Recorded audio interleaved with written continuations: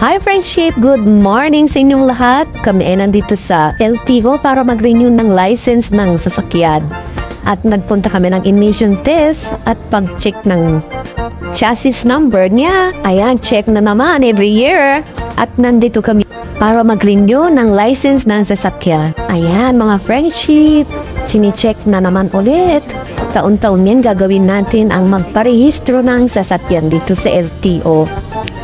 At gumastos na naman kami ng renewal ng emission, stencil at insurance ng 3,400 kasama na ang registration sa LTO.